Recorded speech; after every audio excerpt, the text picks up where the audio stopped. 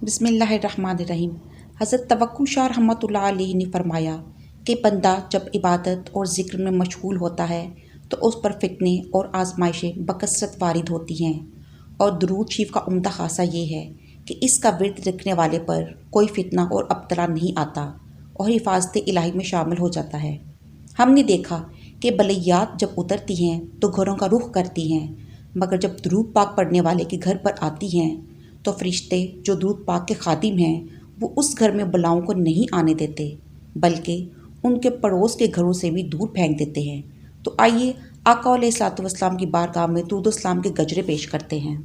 اللہم صل علی سیدنا محمد خاتم الانبیاء و معدن الاسرار و منبع الانوار و جمال الکونین و شرف الدارین و سید الثقلین المخصوص بقاب قوسین۔ السلام علیکم ورحمۃ اللہ وبرکاتہ۔ بے شک صفا اور مروہ اللہ کی نشانیوں میں سے ہیں، تو جو اس گھر کا حج یا عمرہ کرے اس پر کچھ گناہ نہیں کہ ان دونوں کے چکر لگائے، اور جو کوئی اپنی طرف سے بھلائی کرے تو بے شک اللہ نیکی کا بدلہ دینے والا خبردار ہے۔ ان الصفا والمروہ من شعائر اللہ، بے شک صفا اور مروہ اللہ کی نشانیوں میں سے ہیں۔ صبر اور صابرین کے اجمالی بیان کے بعد اب صبر کا ایک مشہور اور عظیم واقعہ بیان کیا جا رہا ہے۔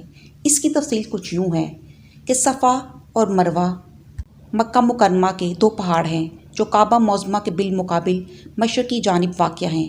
حضرت ہاجر رضی اللہ عنہا اور حضرت اسماعیل علیہ الصلوۃ والسلام نے ان دونوں پہاڑوں کے قریب اس مقام پر جہاں زمزم کا کنواں ہے حکم الہی سے سکونت اختیار فرمائی۔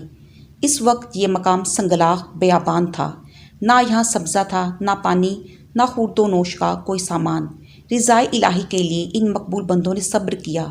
حضرت اسماعیل علیہ الصلوۃ والسلام بہت کم عمر تھے، انہیں پیاس لگی، اور جب پیاس کی شدت بہت زیادہ ہو گئی تو حضرت حاجرہ رضی اللہ عنہا بے تاب ہو کر کوہ صفا پر تشریف لے گئیں۔ وہاں بھی پانی نہ پایا تو اتر کر نیچے کے میدان میں دوڑتی ہوئی مروہ تک پہنچی۔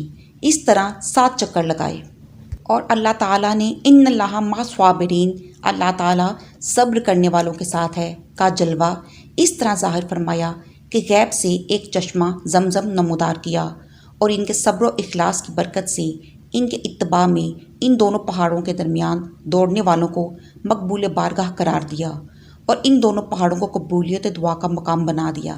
اس واقعے کا ذکر سورہ ابراہیم آیت 13 میں بھی مذکور ہے۔ من شعائر اللہ، اللہ کی نشانیوں میں سے ہیں۔ شعائر اللہ سے دین کی نشانیاں مراد ہیں، خواہ وہ مکانات ہوں جیسے کعبہ، عرفات، مزدلفہ، تینوں جمرات جن پر رمی کی جاتی ہے، صفا مروہ، منع، مساجد، یا وہ شعائر زمانے ہوں جیسے رمضان، حرمت والے مہینے، عید الفطر اور عید الاضحیٰ، یوم جمعہ، ایام تشریق، یا وہ شعائر کوئی دوسری علامات ہوں جیسے اذان، اقامت، نماز باجماعت، نماز جمعہ، نماز عیدین، یہ سب شعائر دین ہیں۔ نیک لوگوں سے نسبت کی برکت۔ اس واقعے سے یہ بھی معلوم ہوا کہ جس چیز کو صالحین سے نسبت ہو جائے وہ چیز عظمت والی بن جاتی ہے، جیسے صفا مروہ پہاڑ حضرت حاجرہ رضی اللہ عنہا کے قدم کی برکت سے اللہ تعالیٰ کی نشانی بن گئی، اور یہ بھی معلوم ہوا کہ معظم چیزوں کی تعظیم اور توقیر دین میں داخل ہے، اسی لیے صفا مروہ کی سعی حج میں شامل ہوئی۔ فلا جناح علیہ، تو اس پر کوئی حرج نہیں۔ اس آیت کا شان نزول یہ ہے کہ زمانہ جاہلیت میں صفا اور مروہ پر 2 بت رکھے تھے۔ صفا پر جو بت تھا اس کا نام اصاف، اور جو بت مروہ پر تھا اس کا نام نائلہ تھا۔ کفار جب صفا اور مروہ کے درمیان سعی کرتے تو ان بتوں پر تعظیماً ہاتھ پھیرتے۔ زمانہ اسلام میں یہ بت تو توڑ دیے گئے، لیکن چونکہ کفار یہاں مشرکانہ فعل کرتے تھے اس لیے مسلمانوں کو صفا اور مروہ کے درمیان سعی کرنا گراں محسوس ہوتا تھا، کیونکہ اس میں کفار کے مشرکانہ فعل کے ساتھ کچھ مشابہت بنتی ہے۔ اس آیت میں ان کا اطمینان فرما دیا گیا کہ چونکہ تمہاری نیت خالص عبادت الہی کی ہے لہٰذا تمہیں مشابہت کا اندیشہ نہیں کرنا چاہیے۔ اور جس طرح خانہ کعبہ کے اندر زمانہ جاہلیت میں کفار نے بت رکھے تھے، اب عہد اسلام میں بت اٹھا دیے گئے اور کعبہ شریف کا طواف درست رہا اور وہ شعائر دین میں سے رہا، اسی طرح کفار کی بت پرستی سے صفا اور مروہ کے شعائر دین ہونے میں کچھ فرق نہیں آیا۔